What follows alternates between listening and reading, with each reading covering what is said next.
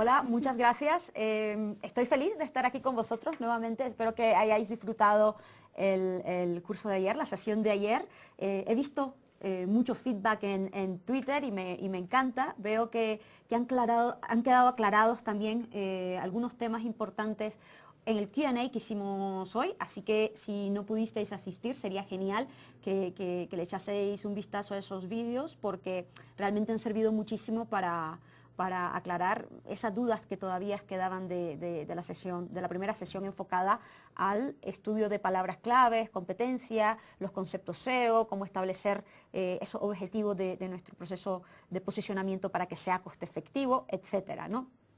El día de hoy, lo que comentaba ayer, nos vamos a enfocar a lo que es el análisis y el SEO on page, todo lo que tiene que ver con la estructura, la base técnica y el contenido, es decir, lo que vive en nuestro sitio, ¿no? Que se puede considerar el segundo paso o el paso siguiente que necesitamos ejecutar o debemos ejecutar una vez que hayamos hecho este estudio de palabras clave, una vez que tengamos claro cuáles son esos términos que queremos atacar, cómo está posicionada mi competencia, cómo debo de priorizar el ataque hacia esos términos importantes dentro de mi estructura, con qué tipo de contenido, con qué formato, qué productos me generan más rentabilidad y por lo cual yo quiero también priorizar. Una vez que tenemos claro esa matriz que hemos generado, vamos a comenzar con esta parte del proceso. Solamente para dejarlo claro, yo ya compartí el día de ayer, cuando explicaba los conceptos SEO, esta pirámide, ¿no? Donde se puede ver cómo la base de todo es el aspecto y la optimización técnica que nos va a garantizar que el robot de los buscadores va a poder acceder a nuestra web y va a poder encontrar el contenido y va a poder identificar esos aspectos, esos factores que le van a dar la relevancia a nuestras páginas, al contenido que encuentren en nuestras páginas y por otro lado la popularidad. El día de hoy nos vamos a concentrar en ver los aspectos que se detallan en la zona roja, ¿no? que tiene borde rojo, todo lo que tiene que ver con rastreabilidad e indexabilidad, la optimización técnica y la relevancia del contenido, que es la optimización y la creación de contenido altamente relevante que conecte con el interés del usuario y que ataque el posicionamiento de estas palabras clave que ya hemos identificado en un inicio. Para comenzar, a mí me gustaría compartir un documento, un recurso que he creado anteriormente, sobre el cual he escrito un artículo también, y que también ya compartí en un vídeo que se va a publicar. Sin embargo, yo creo que es importante para tener en un solo documento toda la información. Voy a compartiros esta URL, porque aquí tenéis la infografía que también podéis descargar directamente, y la podáis ir viendo. Aquí la tenéis, espero que la veáis ya. Entonces, lo que se busca incluir en esta infografía son todos los factores on-page de los que vamos a hablar hoy, casualmente, y por eso me gustaría que lo tuvieses en cuenta, y que tienen que ver con la optimización on-page. Y son esos criterios que vamos a tener de referencia cuando elijamos una plataforma, un CMS, un template, etcétera, etcétera, para nuestra web, ¿no? Entonces, como vemos, por un lado están los aspectos que tienen que ver con la rastreabilidad y la indexabilidad, que el contenido se pueda encontrar fácilmente, que se muestre el mismo contenido tanto al robot como a los usuarios, que las URL sean amigables. Ya lo vamos a ver todo esto en mayor detalle en esta clase, que se permita categorizar de forma jerárquica el contenido, que nos permita configurar las etiquetas canónicas y redirecciones para dejar bien especificada la canonicalización de la web y evitar problemas de duplicación de contenido, que permita configurar la búsqueda interna, que permita también configurar el robot TXT, el MetaRobot. Vamos a ver que estos elementos nos van a ayudar para que el robot de los buscadores acceda o no a ciertas áreas o a cierto contenido de mi sitio, y nosotros lo vamos a utilizar para dejar especificado qué contenido queremos que se rastree, que se indexe, que se tome en cuenta y cuál no. La generación de sitemaps, las paginaciones, que sea amigable para móviles también, multidispositivo, que permita la internacionalización en algún punto. Hoy dejé grabado también un vídeo sobre SEO internacional, cómo podemos atacar destacar distintos países, distintos idiomas y las buenas prácticas relacionadas con ellos, las buenas prácticas también de navegación, que sea rápido, que cargue rápido, que permita también configurar correctamente los errores con el HTTP status correcto, etcétera, etcétera, que también permita la optimización de la relevancia de nuestras páginas, los títulos, las metadescripciones, las etiquetas de encabezado, el especificar el marcado estructurado con esquema, la optimización de las imágenes y los vídeos. Entonces, si os fijáis, aquí lo tenéis todo. Esto lo vamos a ver ahora. Prácticamente estoy resumiendo todos los puntos que vamos a tocar y lo que sucede, que como podéis ver, estos son criterios genéricos, es un checklist bastante genérico. También quiero compartiros otro pequeño documento que os va a venir bien, que después lo vais a ver directamente en el slide, que voy a compartir después de este primer break, para que lo tengáis y vayamos en conjunto, que es un checklist con todos estos aspectos que podíais ver antes desde un punto de vista de SMS, ahora más priorizados con el nivel de relevancia que usualmente tienen y de importancia que usualmente tienen en el posicionamiento de nuestras webs. Entonces ahí tenéis, por ejemplo, en este checklist que bueno, lo primero es mostrar, que se muestre el contenido, que el contenido sea accesible por parte del robot. Después que se muestre el mismo contenido tanto al robot como al usuario, ya que de lo contrario podemos caer y tener problemas de clocking y llegar a ser penalizados, ¿no? Por no cumplir las buenas prácticas del buscador, verificar que el estado HTTP de nuestras páginas sea el correcto, que si queremos que sean indexables, pues no estemos mostrando un 404 o una página de error, porque las páginas de errores no se indexan, etcétera, etcétera, etcétera. Esto también lo vamos a ver todo hoy, pero también quería comentaros que vais a tener este checklist aquí, esta referencia que podéis utilizar, y aquí lo importante es algo, más allá del checklist, y vais a ver que también os voy a compartir ahora un recurso que está publicado, que lo creó Annie Cushing, que es genial, que tiene y que está actualizando todo el rato, que es un Google Docs con todos los criterios que se pueden tomar en cuenta en una auditoría SEO. Más allá de los factores que verificamos y validamos, y voy a compartir también las herramientas con las cuales podemos verificarlo fácilmente, están las preguntas que nosotros hacemos sobre los mismos, ¿vale? Porque muchas veces, vale, verificamos que existen unas redirecciones, verificamos que existen unas páginas de errores, que existe contenido duplicado, está bien. Lo importante son las preguntas que nosotros hacemos. ¿Con qué página de estos documentos o de estas URLs duplicadas son con las que yo me quiero atacar o con las que yo quiero indexar? ¿Cuáles son más importantes desde un punto de vista de posicionamiento y las que tienen un rol desde un punto de vista de la conversión? ¿Cuáles de este otro texto que yo tengo aquí debería de ir en cada una de las páginas? ¿Qué tipo de página yo debo de redirigir y qué tipo no me interesa redirigir y directamente se deben de dejar de rastrear? ¿En qué momento yo quiero no indexar áreas completas de mi web para las cuales no es posible generar contenido único y relevante y que simplemente no quiero que se indexen y que puedan penalizarme por ellas en algún momento, ¿no? Entonces, más allá de detectar, vamos a recoger los datos, pero son las preguntas que nos planteamos acerca de estos datos que finalmente van a hacer la diferencia y que van a generar acción. Y ese es el objetivo siempre de cualquier proceso de auditoría, identificar los problemas, hacer las preguntas adecuadas de esos problemas para, en base a ello, desarrollar recomendaciones priorizadas, muy personalizadas de cara a cada web, ¿no? Por eso es cierto, están muy bien los checklists, están muy bien los validadores, pero al fin y al cabo es esta capa humana, se puede decir, y que nos da ese know-how y que finalmente termina generando la acción o no y priorizando las acciones para que sean más costo efectivas.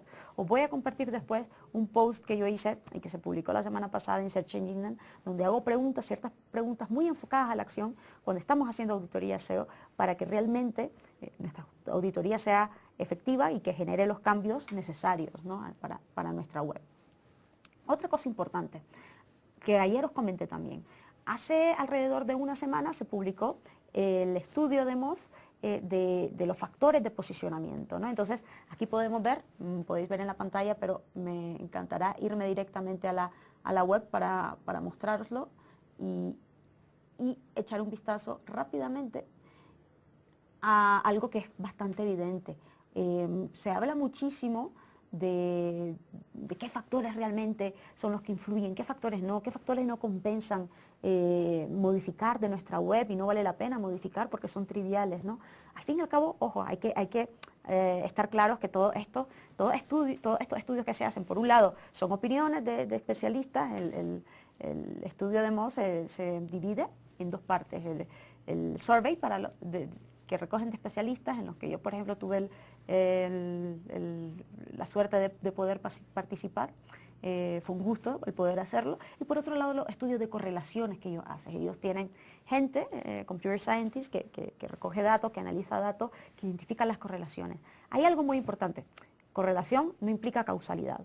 Una cosa es que se identifiquen que ciertos factores y ciertos elementos siempre se encuentran en las páginas que están mejor posicionadas, y otra cosa que sean esos factores los que finalmente hagan que se posicionen bien. Un ejemplo, normalmente las páginas que se posicionan bien son páginas que tienen muchos tweets, muchos retweets, muchos likes, que son muy populares en las redes sociales. ¿Por qué? Porque tienen mucha autoridad, porque se están posicionando bien, tienen muchas visitas. Entonces, como consecuencia, mucha gente entra, mucha gente la ve y la comparte. Pero no significa que porque se retuitee mucho o le hagan muchos likes a esas páginas, se va a posicionar mejor necesariamente, porque hoy lo dejé aclarado al mediodía, las señales sociales ahora mismo no son tomadas en cuenta como los enlaces o como un factor de posicionamiento por Google ahora mismo. Eso quizás cambie en un futuro, seguramente va a cambiar en un futuro, pero hoy por hoy no lo es. Por lo cual, si vemos que en alguno de estos estudios vemos señal social o muchos likes o muchos más unos, etcétera, etcétera, acordémonos, es correlación. Correlación no implica causalidad. Eso es algo muy importante a tomarlo en cuenta. Y cuando veáis este documento, que espero que lo veáis ahora cuando tengáis un poco más de tiempo, después del curso, mañana, cuando tengáis más momento de analizarlo, vais a ver que muchísimo todavía de los elementos que se toman en cuenta son bastante fundamentales y relacionados con la relevancia. Por ejemplo, el número de palabras clave que hacen match con la consulta, con la búsqueda en el texto del body, del cuerpo del documento. La relevancia del documento con la consulta utilizando un modelo de lenguaje, de idioma, nuevamente. Entonces, sí, definitivamente, hablamos muchísimo de la popularidad, de la autoridad, pero no hay que olvidarse de la base. No hay que olvidarse de que ese contenido que nosotros creemos tiene que ser muy relevante y atacar a esas palabras claves para las cuales nos queremos posicionar. Entonces, aquí os dejo este documento también, os voy a compartir ahora mismo como enlace para que le echéis un vistazo en cuanto tengáis un momento, y así también tengáis un poco más claro de las distintas opiniones, de los distintos estudios que se están dando ahora mismo, y estemos claros que esto va cambiando constantemente en el tiempo, ¿no? Vale, teniendo todo esto claro y estos conceptos bastante definidos y los que nos podemos esperar o no, cómo priorizarlos y demás, lo que vamos a hacer es regresar un momento a este estudio de palabras claves que hicimos anteriormente, que hicimos ayer, y decir, vale, pues todos estos términos que he identificado que son relevantes para mi web, que yo quiero atacar, con los que yo estoy posicionado, pues mira, voy a priorizar aquellos para los que yo estoy posicionado en posición 30, en posición 20. Quizás voy a también comenzar a optimizar para aquellos que son muy relevantes y que son muy populares y que yo ya estoy posicionado en la posición 50, quizás va a costar un poco más, van a ser un objetivo a largo plazo, no a corto plazo, pero también lo voy a comenzar a tomar en cuenta. Una vez cuando ya tengamos eso, ¿qué hacemos? Pues vamos a identificar y a definir y a mapear cuáles de esos términos van a ser atacados por qué área de mi web. Es algo fundamental. No podemos pretender posicionar para una palabra clave para la cual no tenemos contenido relevante. Entonces, lo primero es garantizar que tenemos una categoría, una página, un área de mi sitio que es relevante hacia esos términos, que son relevantes hacia esos términos. Entonces, lo suyo es que cojamos el listado de palabras clave, el documento de palabras clave, que tengamos un mapa de nuestra web. Yo soy muy visual, me encanta crear sitemap. Yo estoy creando sitemap y es una de las cosas que yo hago siempre con las webs de mis clientes. Si son sitios, especialmente, si son sitios enormes, grandísimos, de millones de páginas, dejar definidas cuáles son las categorías principales, cómo se enlazan entre ellas, si tienen categorías hijas, si las categorías hijas son, quizás tienen distintas localizaciones, etcétera, etcétera, ¿no? Entonces, es muy bueno ver visualmente cómo está organizado el sitio, porque nos permite hacer esta actividad, por ejemplo, más fácilmente. Aquí podemos también identificar si yo tengo 2 categorías o 3 categorías o 4 categorías o muchísimas páginas atacando hacia los mismos términos. Hace mucho tiempo, antes de que se lanzara el algoritmo de Panda, que es el algoritmo que comentamos ayer, ataca y se enfoca en identificar la relevancia del contenido y en filtrar ese contenido duplicado, canibalizado, que no relevante o muy pobre, para que no se posicione tan bien y de una mala experiencia de usuario. Entonces, antes de eso, mucha gente lo que hacía, y seguramente vosotros os vais a recordar, era indexar los resultados internos de los sitios web. Habían buscadores internos que generaban un montón de páginas indexables internamente. Entonces, yo me acuerdo bien de una web que iba de cursos online y entonces, por ejemplo, esa web tenía su sección de MBAs online, por ejemplo.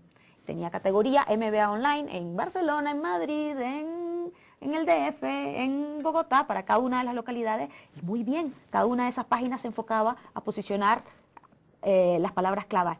MBA online o MBA en Madrid o MBA en el DF, para cada una de las permutaciones de MBA para las cuales esta empresa quería posicionarse. Perfecto. Pero adicionalmente tenía un buscador interno que cada vez que alguien buscaba iba indexando esas páginas que se iban creando, que era contenido dinámico. Entonces se generaban una cantidad, millones de URLs, y para cada URL, para cada consulta que hacía el usuario, iba indexando una página distinta. Entonces ahí podía encontrar contenido y páginas indexadas para MBA Online 2015, MBA en Bogotá 2015, MBA en Bogotá Barato 2015, MBA en Bogotá Caro o Premium o Executive.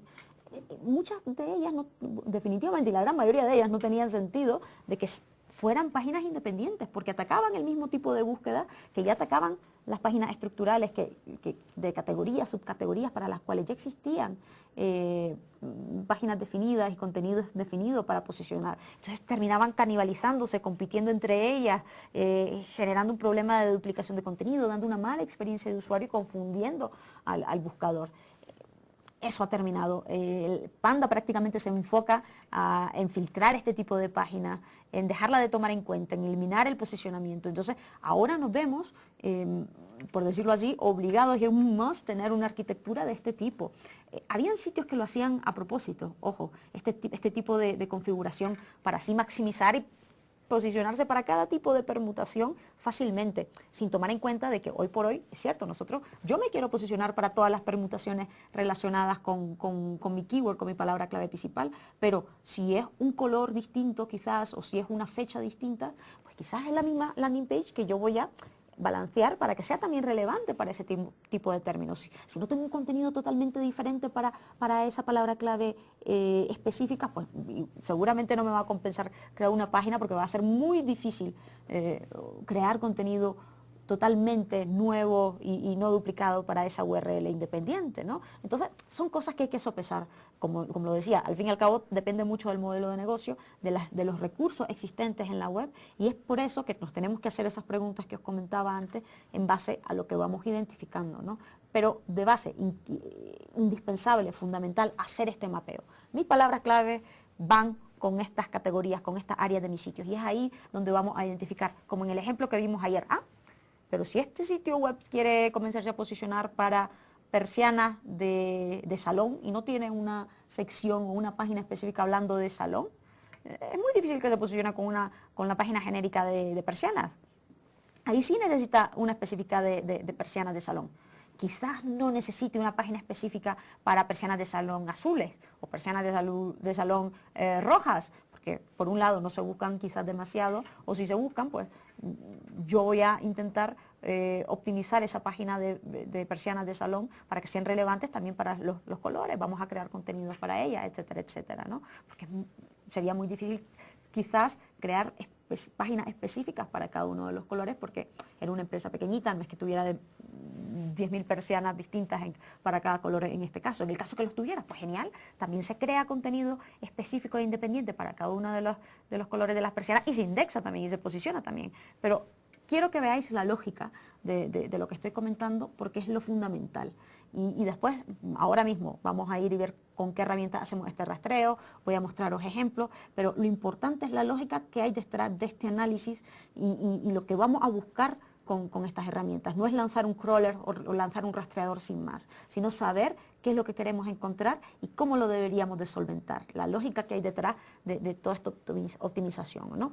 Y a nivel de URLs y de estructura, lo que yo quiero tener es una estructura jerárquica que tenga una home, categorías, subcategorías, páginas de productos específicos, que esto se vea reflejado en una estructura de URL limpia, relevante, que no tengan parámetros sucios, que estén en el idioma que se está mostrando el contenido, para maximizar, dar todas las señales al buscador de lo que va este contenido, que es altamente relevante y que sea también visual y amigable con el usuario también, que el usuario cuando se le comparta una URL, que si mira 1, 2, 3, 4.php en la URL, pues va a decir, ¿esto de qué va? No sé, pero si mira barra nombre de la categoría, barra nombre de la subcategoría, pues ya va a saber muchísimo más fácilmente de lo que va, igual el buscador, ¿no?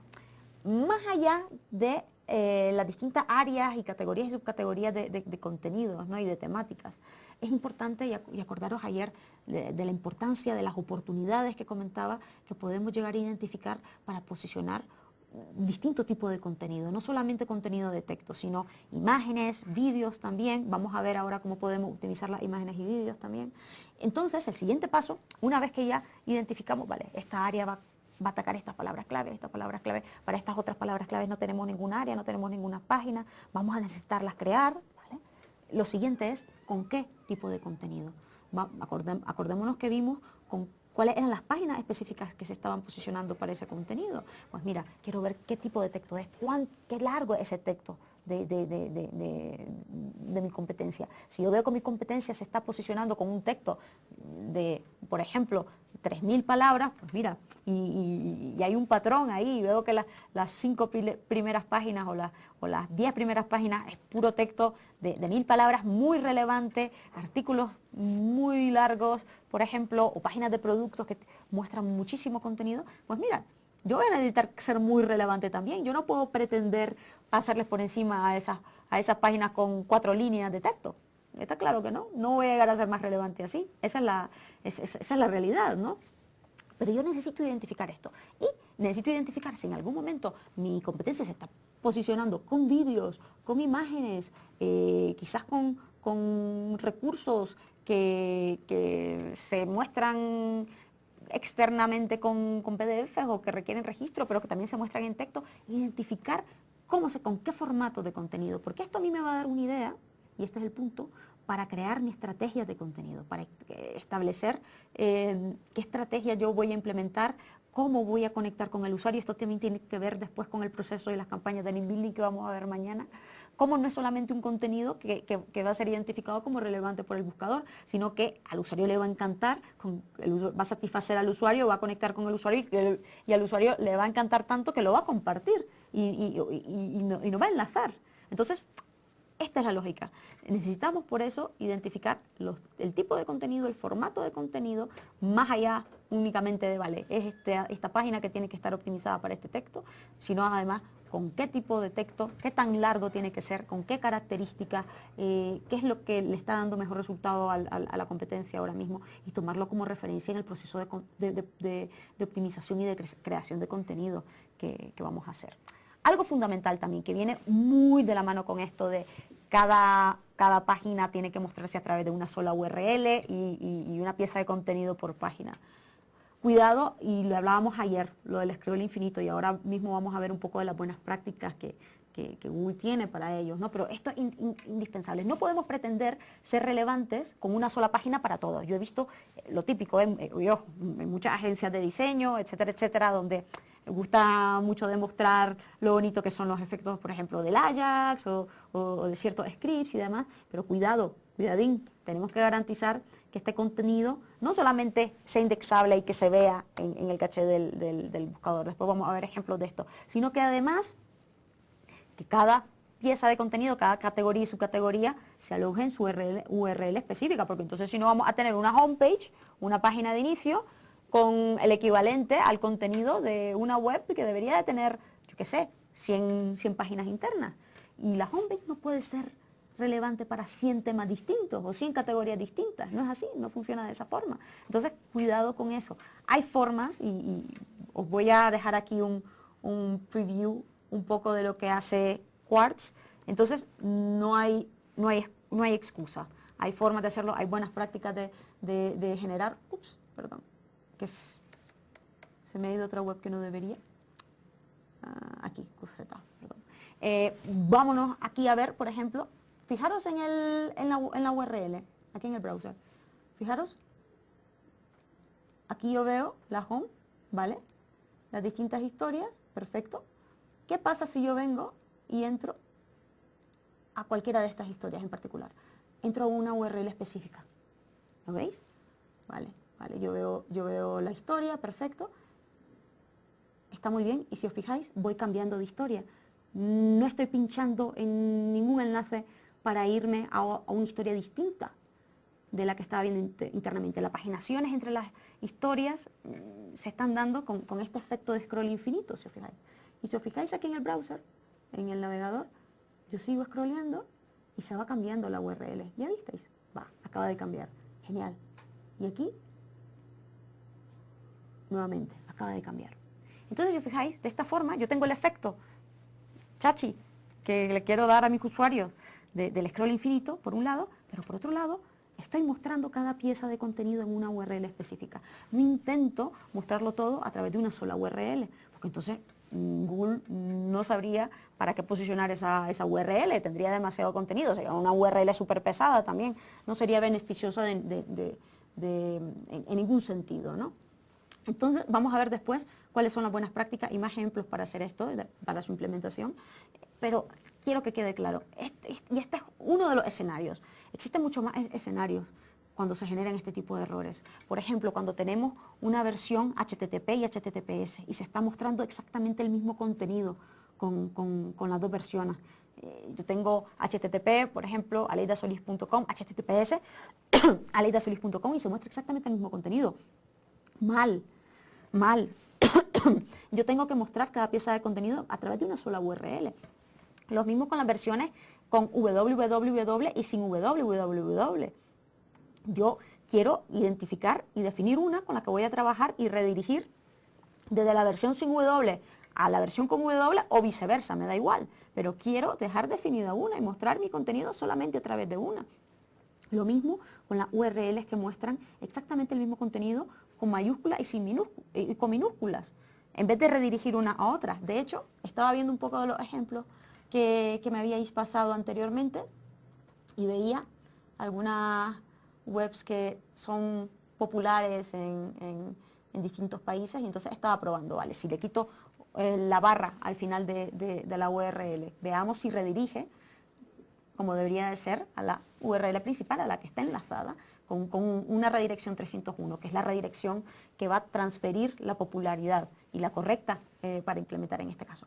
Pues sí que ocurre. ¿Y qué pasa si yo aquí pongo, si pongo mayúscula en vez de minúscula? ¿Se redirige? No se redirige, pero genera una página de error con un HTTP status 404, así que no se indexa. Perfecto, no se genera contenido duplicado. Pueden haber casos que no sea necesariamente así. Por ejemplo, vemos que aquí Falabella, en este caso la URL de tablet, está utilizando mayúscula y está enlazando a esta URL con mayúscula. ¿Qué pasa si yo la cambio con minúscula? ¿Redirige o no? ¿O se sigue mostrando el mismo contenido? ¿O genera una página de error? Veamos. En este caso se sigue indexando, se sigue mostrando el HTTP status. Aquí lo verifico, si os fijáis es una extensión que es muy útil, que os recomiendo que instaléis, que se llama Ajima Redirect Pack para Chrome y os muestra el HTTP status de cualquier página que estéis viendo y si hay redirecciones y demás. Entonces, si os fijáis, lo he cambiado de mayúscula a minúscula y sigue apareciendo. Eso no está bien. Veamos si esta página está canonicalizada a la principal.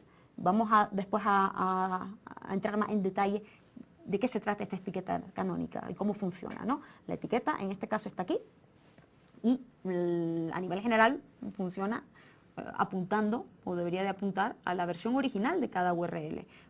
Así se le señala a Google y se le dice, oye, mi versión, yo no estoy redirigiendo por alguna razón, pero mi versión original es esta otra, a mí no me indexes, indexa mi versión original, y esto lo está haciendo aquí, y lo está haciendo bien, porque tiene aquí la versión de esta misma URL con la mayúscula, ¿no?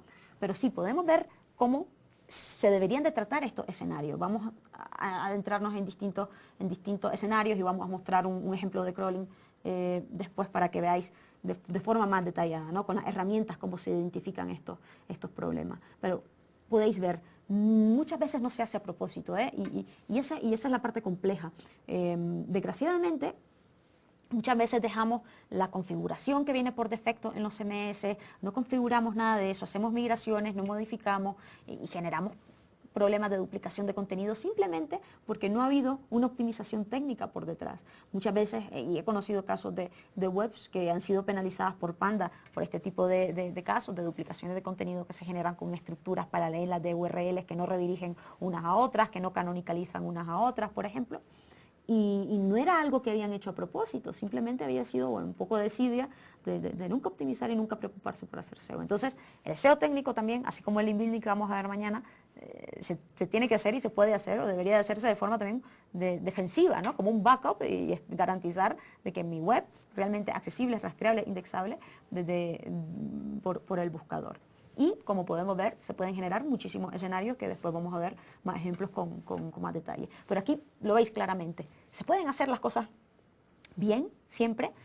Hay siempre alternativas, hay siempre un balance, hay siempre mecanismos para hacer las cosas bien, dejando efectos y dejando ciertos elementos que muchas veces por diseño pues, generan una cierta dificultad en la optimización. Sin embargo, es posible hacerlo. Vamos ahora a ver algunos ejemplos y quiero compartir con vosotros y antes de ver estos ejemplos y hacerlo más accionable, instalando ciertas herramientas. Hay 3 herramientas, 3 crawlers que ya os había compartido y que aquí os estoy mostrando nuevamente. Screaming Frog. Screaming Frog se instala, tiene instalador tanto para Mac como para PC. Es gratuito y permite rastrear hasta 500 URL gratuitamente. Voy a mostrar cómo se utiliza, cómo podéis identificar estos factores que he comentado antes y más factores, cómo podéis guardar la información y cómo podéis conectar. También conecta con Google Analytics, está muy bien porque identifica información de Google Analytics.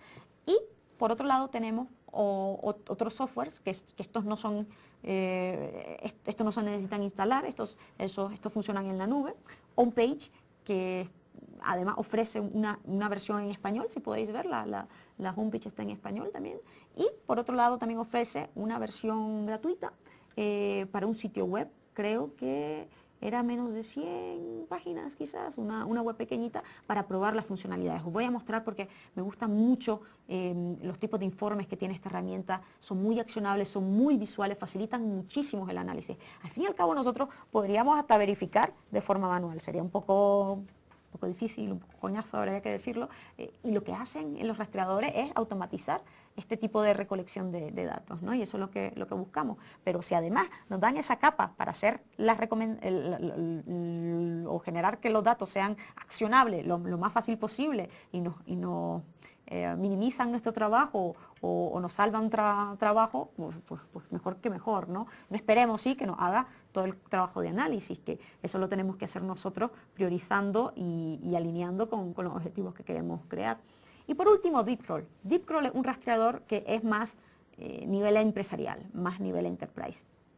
Cuesta un poco más, pero vamos a ver el tipo de gráficos y de informes que me da DeepCrawl, que vais a ver que también están un poco más elaborados y más enfocados a un entorno empresarial, ¿no?